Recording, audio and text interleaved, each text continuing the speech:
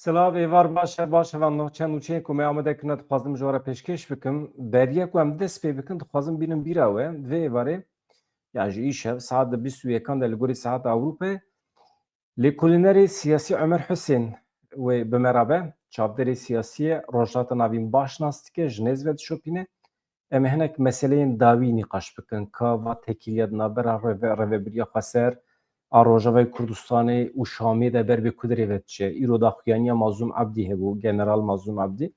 Min wekê bernameyekê taybet min ji we re anî pêşkêş kir. Yani min ji Aryen TV çawa girtibû wisa anî xizmeta we wekê bername. Hûn dikarin lê temaşe bikin. Serî heta dawî tevahiya hevpeyvînê Mazlûm Ebdî çi dibêje. Hüseyin Ömer jî vê êvarê saet di bîst û yekan de li gorî saeta Ewropayê êdî saeta Kurdistanê dike bîst û sêsê bawer dikim. Hûn me tenê nehêlin ji kerema xwe re werin temaşe bikin pirsê xwe bipirsin. Wekî din jî meseleya Ewropayê heye. Şerê di navbera Rûsya û Ukraynayê de hêdî berê xwe dide Ewropayê jî. Dibe ku Rûsya berê xwe bide Ewropayê. Yani şer îlan bike li hember İngiltere, Almanya, Fransa ka ev ê çawa bibe. Ev jî mijarekî din e. Yani perê cemidandî ê Rûsya ew bikeve xizmeta Ukrayna. Ewropa li ser vê xetê ye. Qas dikare bi ser bike ve ew meseleyekî din e. Wekî din jî konsera Beser Şahîn hat betalkirin li Küçükçekmece li Stenbolê. Sebebî wî em ê bi we re parve bikin. Em dest pê bikin heman hema.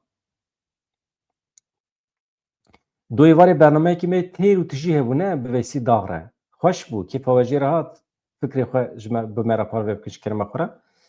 Di derbarê tekîliya Kurdan û İsraîlê de pir peyamên xweş hatin. Eleqeyekî pir mezin hebû. Yani eger we temaşe nekiribe ew jî li ser beşa zindî a kanala me ye hûn dikarin biçin temaşe bikin. Nayem biçin ev cîranên me, ev dostên me ê Tirk ê ku heqaret li me dikin adaleta wan ceza nake. Mesela Kurdekî aynı heqaretê li Kurdan li Tirkan bike mala wî xira dibe ji hepsê dernakeve. Lê wextê ku ew cîranên me, dostên me heqaret li me dikin bê ceza têne hîştin. Em behsa kî dikin wê rojê ji min ji we re pêşkêş kir. Profesör Doktor Tülay Diken Allah verdî. Heqaret li Kurdan kiribû, do hat binçavkirin bi şertê kontrola edlî dîsa serbest hate berdan. Profesör e, akademisyen e, doktor e, insana tedavî dike, em jî cerrah e. Xwedê zane bîye sebebê kuştina çend insana. Diken Allah verdî, Tülay. Li neqaşxaneya lêkolînê ya zanîngeha Kafkasya dixebite. Kafkasya li ser medyaya sanal heqaret li Kurdan kiribû, gotibû divê ew ji cemaweriyê werin derxistin. Yani dewlet îş û kar nede van însanan. Ev însan tu tiştekî heq nakin ji xwe kapasiteya wan ku bikaribin dewlet çê bikin jî tune ye. Eger hinek mejiyên wan hebiya kapasiteya Kurda ya çêkirina dewletê hebiya neçûn hewcî Amerîkayê nedibûn xulamê Amerîkayê. Wisa heqaretekî li Kurdan kiribû. Êdî ew fikra wê ye. Divê bajarên Rojavayê biterîkînin. Bajarên Tirkan êl wê derê ne. Divê Kurd wê derê werin qewirandin. Li ser van gotinên xwe du hêvarê hatibû binçavkirin. Elbet ne tenê li ser van gotinên xwe sazî û dezgehên Kurdan ê Bakurê Kurdistanê giliyê wê kiribûn. Li ser gilî ew hate binçavkirin. Eger gilî nebiye ji xwe meqamên edlî ên dewleta Tirkiye tu car dawe venakin. Tülay Diken Allah verdî bi talimata dozgeriya Kumarê Yeqersê bi sûcbariyên baweyeke eşkereyî şermezarkirina beşekî ji nüfusa Tirkiye nefret, cudakarî, heqaret hatiye binçavkirin. Birin müdüriyeta polîsan paşê çi bû? Hûn dîdî dizanin. İfade wî hate girtin pirkin. Îro sibê ve serê sibê birin dozgeriyê bi şertê kontrola edlî sewqê dadgehê kirin. Dadgeha sulhê a nobedar Tülay Diken Allah verdiye bi şertê kontrola edlî serbest berdan. Vaya tiştekî bi vî şîklî ye. Wekî din ev şandeya İmraliyê îro çû serdana AKP sebebê çûna wî pir nayzanin ji ber ku wî rojî çû serdana Tayyip Erdoğan. Cî gotina Tayyip Erdoğan hebe. Yani şandê AKP çi radbe û meselekî dine. Lê qasê ku dibêjin Tayyip Erdoğan pir ne serhişê xwe ye. Wisa tê gotin di qismek medyaya Tirkiyeyê dibêjin hinekî gav bi gav ber bi xurifînê ve diçe. Ji ber vê yekê ev rêveberên AKP hikmeyan zêdetir derbas dibe. Yani ew niha Tayyip Erdoğan bi rêve dibin. Normal e. Yani ji ber nexweşiyê ye. Tayyip Erdoğan zêde nel serhişê xwe wisa tê gotin. Yani em nexin stûyê wî. Tiştekî wisa. Yani em îftira lê nekin. Endamên şandeya İmraliyê ya li meclîsê serdana AKP kirin. Şandeya İmraliyê ji aliyê Serokê Koma AKP Abdullah Güler, berdevkî AKP Ömer Çelik, Serokwekîrê Serokê Giştî AKP Efkan Ala ve hatin pêşwazî kirin. Hevdîtin li çapemeniyê girtî bû bi qasî saet û nîv berdewam kir. Piştî hevdîtinê şandeya İmraliyê, şandeya AKP bi hev re daxuyaniyekê hevbeş dan. Pêşî Serokê Koma AKP Abdullah Güler axivî. Dibêje wan rapora xwe pêşkêşî komisyonê kirine, yani teslim kirine, naveroka raporê de çi heye çi tune wan divê civînê de nava xwe de nîqaş kirine. Mijar ew bîye yani. Paşê jî Pervîn Buldan Mithat Sancar axivîn, wan jî got merheleyek ku em gihîştinê pêwîstiya wê bi zemîneke hukukî heye. Serdan hevdîtinên me wê ji Ewropê ve jî bidomin, diyalog wê bidome. Em ê her tim di nava xwe de hevdîtinan çê bikin. Ji İngiltere biryarekî heye, ez wê biryarê jî bu re bixwînim. Niha İngiltere hûn zanin demekî dirêj e bi Sûriye re ji nêz ve eleqedar dibe. Tê gotin ku Ahmed Elşara ekîba wî, çeteyên wî ji alî İngiltere ve hatiye destek kirin. Eger îro Ahmed Elşara û artêşa xwe li ser hukumdariya Şamê ne, ev bi xêra İngiltere ye. Şiqas rastî nizanim. Tabii hinek dibêjin İsraîl, İngiltere, Amerika. Yani projeyekî ye. Di çarçoveya vê projeyê de tiştê ku İngiltere jê neraziyê hene, mesela çeteyên ku êrişî Elewiyan kirine, êrişî Durziyan kirine, ew çete ne tenê HTŞ ye. Çeteyên girêdayî dewleta Tirkiye ne, çeteyên bê ser û berin, niha di nava artêşê de cih digirin. Ev çete. Beriya niha hin ji van çeteyan li Efrînê jî komkujî pêkanî bûn, rastê rast guleber dabûn ser însanan, destanê bûn ser mal û milkê însanan li Efrînê, ê Kurdan yani. Îjar tabii vaya li aliyekî sibê du sibê qesê de wextê biçe tevlî artêşê bibe yan jî artêşekê nû ava bikin, ew ê bi vê mantiqê re çawa bikaribin li hev bikin, ev ji xwe mijarekî din e. Vê êvarê em dikarin nîqaş bikin nava xwe de. Mazlûm Ebdî tê bîra we vê serê sibê tiştekî got.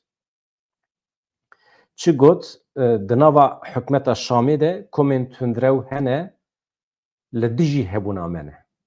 Yani li dijî me şer dikin, heqaret, dijûn, cihê karî dikin, li Efrînê hêjî davêjin ser malan, hêjî însanan îşkence dikin. Ev komên bi vî şeklî hêjî hene. Giranî dibin kontrola dewleta Tirkiye de ne. Niha nûçeya me ya li ser vê mijarê hevan mı? Ew e ku İngiltere ceza daye ser van fermandar û taborên girêdayî Elşara. Niha ev komên çete ku ez behs dikim, tevê fermandarê wan girêdayî Elşara ne. Ketine nava artêşê. Pêkanîn, yani pêkanînê li hemberî wan yani ceza li wan hatiye birîn. Tugaya Sultan Süleyman Şah. Li Efrînê gelek sûçê wan heye. Ji bîr nekin. Fermandarê wê Ebu Emşe. Tugaya Hemza û fermandarê wê Seyf Bulat. û Tugaya Sultan Murat ew jî ên hikûmeta demkî ji artêşa nû re entegre kirine. Ev komîk çetê ku dibêjim bi perê dewleta Tirkiye xwebreyk û pêk kirin û êrişê ser milletê Kurd kirine. İngiltere îro ceza daniye ser van hersî yekîneyan û fermandarê wan. Baş e? Ev van koman di komkujiyê dijî Elewiyan de jî cih girtiye. Niha vana di lîsta cezayê de ne. Êdî çi tê serê wan em nizanin. Ahmed Elşara îro cara yekem mijê û şopand li ser Twitterê hesabekê nû vekiriye bi navê Ehmed El-Şara Serokkomarê Sûriyê yani hat pêşiya min yani li ser X'ê li ser Twitterê mijê û şopand didî em binêrin ka heta Kudrê diçe. Tiştek têde nivîsiye. Spasiya Donald Trump dike, spasiya Erdogan dike, ya welatên Ewropayê dike. Divê mala we ava. Îro eger em gîştine vê astê, eger îro cezayê li ser welatê me rabiye, eger îro em hêdî ber bi huzurê ve gav davêjin, waya divê bi xêra we ye. Yani minnettariyan xwe tîne ziman. Ka min wekî din çi heye? Ehmed El-Şara bi taybetî ji bo rakirina cezayên li ser Sûriyê spasiya xwe pêşkêş kir. Yani ev rabûna ceza weke serkeftinekî mezin îlan kir. Serokkomarê Sûriyeyê demkî Ehmed El-Şara ragihand ku piştî 14 salan ji dorpêça aborî îro roja yekem e ku Sûriye bê ceza ye. Yani ji îro şûme ketiye meriyetê. Cezayê ku hatiye rakirin. Ehmed El-Şara bi rêya peyameke vîdeoyî ya ji Çiyayê Qesîyûnê ê Şamê bangî milletê Sûriyê kir. Ev yek hendem bû ku bi îmzakirina biryara betalkirina yekcarî ya yasaya Sezar ji alî Serokê Amerîkayê dadin Trump ve. Ew yasa paketa herî dawî ya mezin e a cezayê Amerîkayê di dema desthilata Beşar Esed de hatibû sepandin. Ji wê demê ve di meriyetê de heta îro. Yani cezayê Sezar jê re dibêjin. Ev yani tiştekî wisa ye. Niha Ehmed El-Şara di peyama xwe de çi dibêje? Tabii yasaya Sezar e ama cezayê aborî ye. Ambargo ye li ser Sûriye. Sûriye gelek ketibû tengasiyê ji ber van ambargoyan. Dibêje bi kerema Xwedê di serî de paşê jî bi hewl û sebra we a milletê Sûriyê a 14 salan îro roja yekem me ku Sûriye bê ceza ye. Spasî ji bo hemû kesên ku di şoreşa pîroz a Sûriyê de qurbanî dane û li ber xwe dane. Yên ku çekên kîmyewî hilmijitin yani bûn mağdûrên çekên kîmyewî. Yên ku mecbûr mane koş bikin. Yên ku mecbûr mane axa xwe biterîkinin biçin derve. Yên ku di av û deryayan de xeniqîne, xwîna wan şehîdan ku axa pîroz av daye. Heta em gihîştin vê serkeftina pîroz hemî bi xêra we ye. Ehmed El-Şara spasiyekê taybet li Serokê Amerîkayê Donald Trump jî kir, li Kongre Amerîkayê kir. Spasiya Serokkomarê Tirkiye Recep Tayyip Erdogan, wekî din Şehzadeyê Erebistana Suedî Muhammed bin Selman, Mîrê Qeterê Şeyx Temîm bin Muhammed El Sanî kir. Wekî din spasiya welatên Erebî, İslamî, Ewropî jî kir. Yani hemî kesên ku rola wan heye di Sûriye ya îro da spasiya hemiyan kir. Lê behsa Rojavayê Kurdistanê nekiriye. Rojavayê Kurdistanê yên nîvî Sûriyê ye. Wekî din Ehmed El-Şara di beşekî din ya axaftina xwe de a vîdeoyî de ku di Twitterê de par vekiriye ji bo avedankirina welat bangî yeketiyê kir. Gelê me Sûriye ê mezin. Îro roj roja we ye dibêje. Serdema êşiyê derbas bû serdema avakirinê dest pê kiriye. Kongrê Amerîkayê vê heftê yasaya betalkirina cezayê Sezar pesend kir ku sala 2019 hatibû sepandin. Derengiya şeva pênşemiyê Donald Trump yasa îmze kir. Berî jî meha Gulanê Yeketî Ewropayê cezayên li ser Sûriye rakiribûn. Rakirina temamî ya cezayan wekî gaveke çarenivîsaz ji bo qonaxa avakirina Sûriyê tê dîtin. Sûriye ji ber şer, ji ber wêraniyê bi sedan hezar kuştî dabûn, bi milyonan koçber û penaber lê çêbibûn. Welatên herêmê wekî Erebistana Suedî, Tirkiye soza piştgiriya ji bo pêvajoyê avakirinê dabûn El-Şara.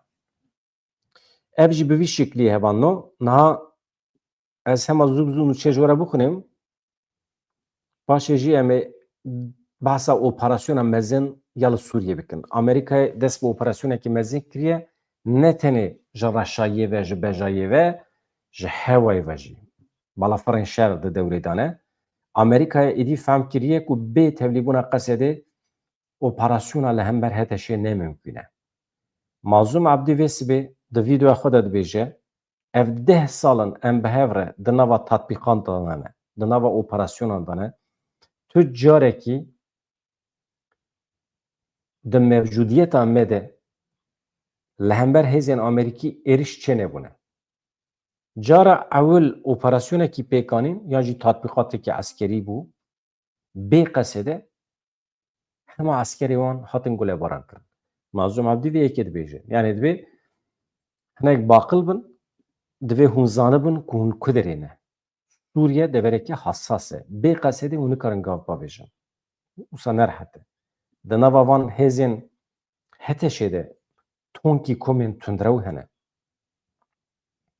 Niha em pêşî cih bidin ev dewriye İsraîlê paşê operasyona mezin ya Amerîkayê em ê bînin Rojevê. Ji xwe di Rojevê de em ê bînin dayîne ser masê. Dewriyekê din ya artêşa İsraîlê derbasê gundê El Ecref ê gundewarê Quneydreyê bû. Beriya wê jî dewriyekê din kete gundê Eyn Ziwan ê herêmê. Dewriya derbasê gundê El Ceref bûye ji sê wesayîtan pêk dihat. Li gundê bendekê kontrola xwe danî. Erê kesên diçûn dihatin nasnamê wan kontrol kirin, hûn kîne ji ku derê çima diçin ku falan bêvan lê tu agahiyên di derbarê kesên ku hatine girtin de bi dest neketin. Dewriyeya ku em behs dikin derbasê gundê Eyn Ziwên bû li Quneydreyê ji heft wesayîtên eskerî pêk dihat li ser rêya di navbera Eyn Ziwan û gundê Swêsê de li wê derê bendekî danîn lê paşê vekişiyan. Yani dem bi dem hêzên İsraîlê derbasî nava axa Sûriye dibin, bendên kontrolê datînin, nasnamê însanan kontrol dikin, erzaq, çirê, çi tune şentê wan de ji bo ku bikaribin pêşî li ticareta çek û sîleh bigirin. Wekî din jî ji bo ku li ser milletê durzû êriş çênebe, tetbîr e. Wekî tedbîr e. Em hema vê yekî jî hevanno derbixin pêş, ev jî manşeta me ye, hûn dizanin ji xwe. Konsera Beser Şahîn çima hat betalkirin em ê behsa wê bikin. Operasyona mezin ya Amerîkayê li Sûriyê dest pê kiriye di çarçova vê operasyonê de wê çi hebe heta kengê didome ev e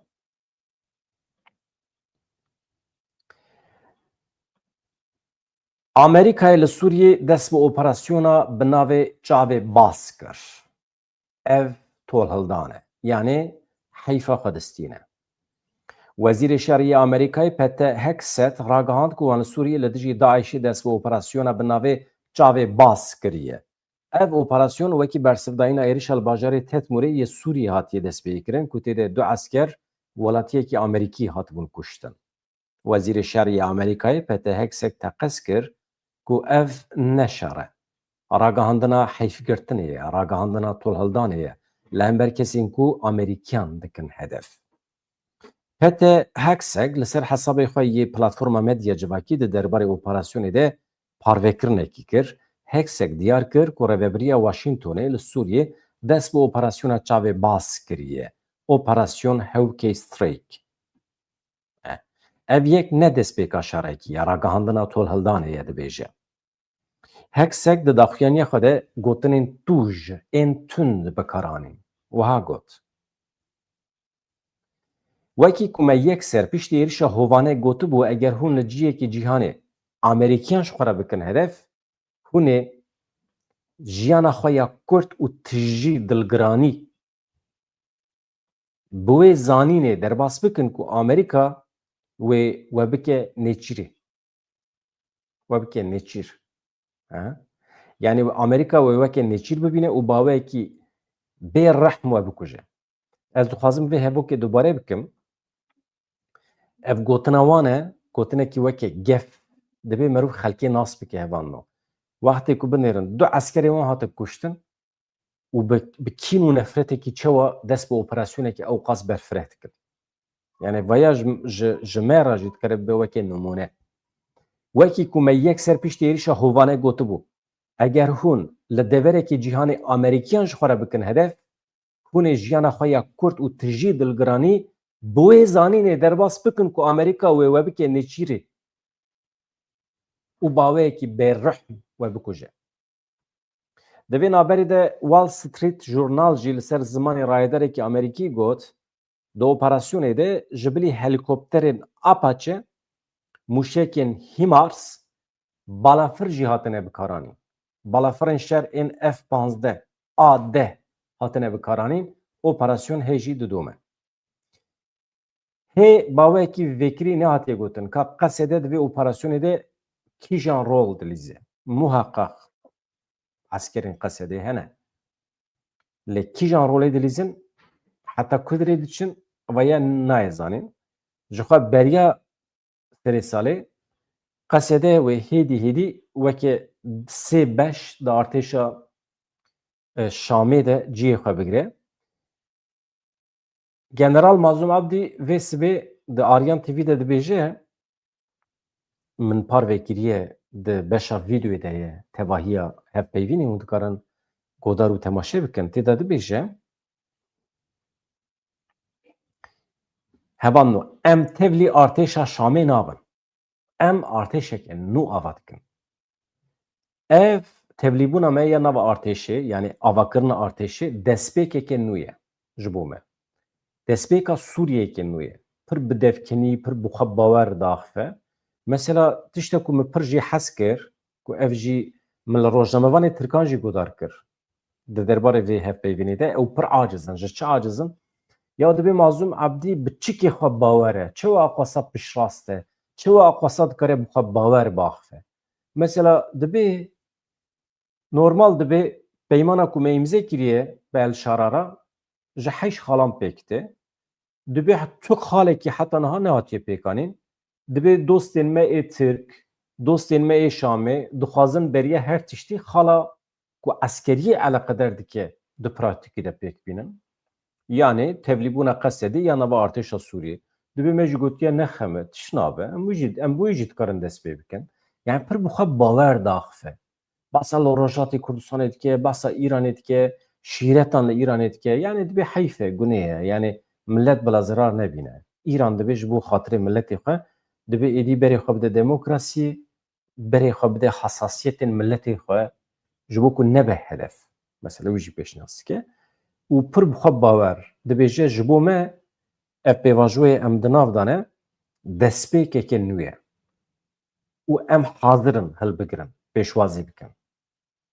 Tu tiştê ku em wan da bikin tune ye. Lê temaşe kin. Yani ne tenê xwendin. Mesela eger min hevpeyvîna Mazlum Abdî bigirta û li vê derê bixwenda heqeten ew qas bandor li însana nedikir. Bi qasî axaftina wî. Sekna wî mühîm e. Ew devkeniya wî, ew çavê wî, ew bi xwe bawerî pir mühîm e. Li cem fermandarekî ji ber wî heqeten gotina General Mazlum heq dike û behsa yeketiya netîwî dike. Mesela dibê sala 2026 dibe sala yeketiya netîwî a Kurdan. Behsa heşar perçeyan dike. Düşünabe dibê em ê ji meseleyê askeriyê dest pê bikin. Bila heta ku çû ne meseleye. Xuya ye asker û wezîfedarên di nava Qesedê de hemî di kontrola wî dane. Di hukmê wî dane. Yani generalekî wisa ye ku hakimê artêşa xwe ye. Artêşa xwe bişîne Kudrê ew artêş a wî ye. Pir mühîm e. Hevan tiştekî heye di heyatê de tişta mühîm hevalê te ê ku bawerî tu pê tînî ji kîjan pîşeyê dibe bila bibe.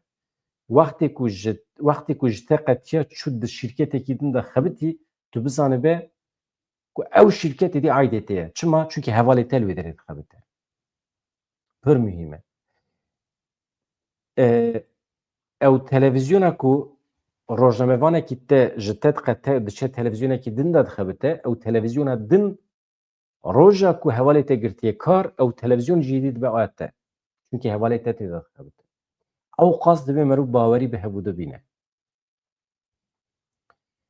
Yani bana mühîm in Mazlum Abdî bawerî bi eskerên xwe bi fermandarê xwe tîne û ji wir û pê ve jî ez dibêjim merûv gotinê wî godar ke. Ez pêşniyaz dikim biçin sekna wî bibînin. Hevan ev operasyona Amerîkayê li Sûriyê 13 kanûnê endamekî Daişê bi tena serê xwe kemînekî danîbû pêşiya eskerên Amerîkî yên de civînê de civîna wan jî bi eskerên Şamê rabû. Amerîkî û eskerên Şamê di civînekî de bûn ji nişka ve Daişiyekê radibe çeka xwe rasterast berde ser wan eskeran hem eskerên artêşa Şamê têne kuştin hem jî du eskerên Amerîkî têne kuştin û tevê tercûmanekî wergerekî. Paşê di encama lêkolînan de hevano derket holêk û êriş kiriye kesekî ferdekî artêşa Sûriyeyê. Nasî Ehmed Colanî ye.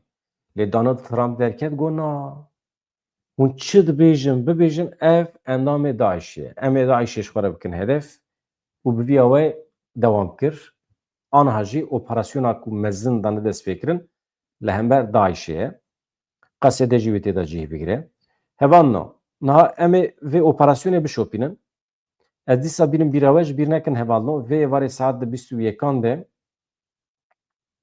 Hüseyin Ömer çavderê siyasî sporê rojhilata navîn wê merave em ê nîqaş bikin. Hem tekîliya Kurdan İsraîlê dîsa hem tekîliya Kurdan a bi Şamê re û ya bi Ewropiyan re em ber vê ku derê ve diçin. Ji bîr nekin pêvajo jî. Niha pêvajoya ku li Bakurê Kurdistanê hatiye destpêkirin ne mîna salek berê ye. Êdî dibin kontrola Kurdan de ye. Salekê berê tirs û fikarên Kurdan hebû. Gelo em ji kontrolê derdikevin. Gelo em ê karibin hakimê vê pêvajoyê bin. Aniha piştî salekê em dibînin ku êdî pir tişt dibin kontrola Kurdan de ye. Ya heta vê saetê me tiştekî ji pêvajoyê wan da nekiriye. Yani ji ber pêvajoyê me tu tiştekî wan da nekiriye. Serkeftin hene, qezencê me hene, şer sekiniye li hember Rojava şer sekiniye li hember Kandîlê û heremên Palestînê Medyê şer sekiniye operasyonên qirkirina siyasî me jê re digot li Bakurê Kurdistanê girtin bin çavkirin sekiniye. Em tên ser hemdê xwe, em hêz û quweta xwe komî serhev dikin. Yeketiya Netewî çêbû, pir civîn çêbûn mesela di nava partiyên siyasî de. Me behsa şerê PKK û PDK dikir, derkeve de nakeve. Anha kesekî îhtîmal nade. Êdî ew jî bi dawî biye. Vana tiştên xweş in. Aliyê pozîtîf yê pêvajoyê ne. Hevan no. Artêşa Rûsyê bi mûşekan êrişê binesaziya bendera Odessayê ya Ukraynayê kir. Hat ragihandin dê êrişê de 8 kes mirine, 27 kes birîndar bûne. Li ser hesabên medya civakî agahî têne parvêkirin. Çi tê gotin Rûsya bendera li herêmê ji xwe re kiriye hedef. Di êrişê de herê. Yani di daxuyanî de ev agahî hatine parvêkirin. Kamyonên li parkê şewitîne, otomobîl jî zirar dîtine. Artêşa Rûsyayê bi dronan êrişê binesaziya bajarê Mikolayivê ya Ukraynayê kiriye li gorî daxuyaniya fermandariya hêzên esmanî ya Artêşa Ukraynayê metirsiya êrişa esmanî ya li ser herêmên cuda hê jî didome. Ev jî şer û pevçûnê li Ukraynayê hê jî hene. Hevan no em bi çend gotina basa konsera Beser Şahîn bikin. Niha konsera Beser Şahîn hatibû plankirin vê êvarê li Stenbolê bihata li darxistin. Çi bû mixabin Qeymakamiya Navçeya Küçükçekmece ya Stenbolê rabû konser qedexe kir. Yani jî bi hincetên bê hincet bê sebeb got ne guncaw e. Yani ne uygun e. Niha dibe ku organîzatoran jî şaştî kiribe dereng serî li wan da be. Salona ku lê diviya bû konser bihata kirin destûr negirtiye. Êdî meseleyekî teknîkî ye, meseleyekî ewlekariyê ye. Qeymakamiya Küçükçekmece bi tena serê xwe biryar daye ku konserekê Kurdî çênebe. Ya ji ber Kurdî ye ya jî heqaten ji ber kêmasiyên ew ne, teknîkî ne. Organîzatoran di wexta xwe da serê lê nexistiye ve ya jî em tam baş nizanin ez ji were nûçê bixwînim hûn bi xwe jê fehm bikin. Hatibû plankirin ku Beser Şahîn îşev derkeve ser sahneyê li navçeya Küçükçekmece ya Stenbolê. Koma Amed jî Erdoğan Emir jî wê pêra derketana ser sahnê. Qeymakamiya Küçükçekmece biryara xwe ya betalkirina konserê pir dereng eşkere kir. Gelek kesên ku bilêt kirtibûn divê çarçoyê de mağdur bûn. Qeymeqamiyê di bersiva xwe ya ji bo destûrê de tenê dibêje ne guncav e. Yani uygun değil. Yani ne uygun e. Ev salona ku ji bo konserê hatibû eyarkirin. Çima wisa dibêje em nizanin. Di nivîsa fermî de ku şaredariya Küçükçekmecê şandiye têda tê gotin serêlêdana konsera ku Koma Amet Erdoğan Emîr Beser Şahîn têda cihî digirin piştî lêkolênan hatiye redkirin. Ew qas. Dibin nivîsê de îmzaya Kaymakam heye Mustafa Anteplioğlu. Di nivîsa fermî ya Kaymakamiya Küçükçekmecê de wiha tê gotin. Mesela ji vê cumlê ji vê hevokê hûn çi encam derdikin mesela. Gelo ji ber Kurdiye yan ji ber sedemekê din e. Di daxwazinameyê de ku ji aliyê şîrketa berhemên çand û hunerê ya Mezopotamyê ve hatiye dayîn de hatiye xwestin roja şemiyê bîstê kanûnê 2025 di navbera saet 14-18 de navenda pêşandanê ya Yahya Kemal Bayitli ji bo konsera gel were terxan kirin. Di wê konserê de Erdoğan Emîr Beser Şahîn Koma Amet cihî digirin. Di encama xebatên ku hatine kirin de hatiye nirxandin ku daxwaza ku li me hatiye kirin ne guncav e. Hunermendan jî derket got ji bo prosedûrên fermî konsera me hevan betal bîye. Em mecbûrin hevdîtina xwe talûqê dîrokekî din bikin. Em ê di demekî herê nêzde vê tarîxa nû ya konserê bi were parve bikin. Em xemgînin ji ber hemû mağduriyeta kesên ku bilêt girtine, hatine wê derê hazir bûne dibe em lêborîna xwe dixwazin. Ez dibêjim organizasyonekî pir xirab e, merûv destûra salonê nahêle heta deqa dawî. Ya Kaymakamî xirabî kiriye, di deqa dawî de destûr nedaye, ya jî organizatoran dereng serî lê daye. Heta ku merûv destûra salonê negire, merûv çawa dikare bilêta peyda bike ya jî bilêta hazir bike bide însanan, însan bînê wê derê mağdur bikin. Ana hemî problemin. Hevan na. Ez dikarim ji we re spas bikim. Ji ber eleqeya we, ji bo kanala me, ji ber endametiya we, ji ber abonetiya we, ji ber hebûna we, mala we ava gelek spas dikim. Ez ji we rica dikim piştî 2-3 saetê din, yani saet 21 de me bi tenê nehêlin.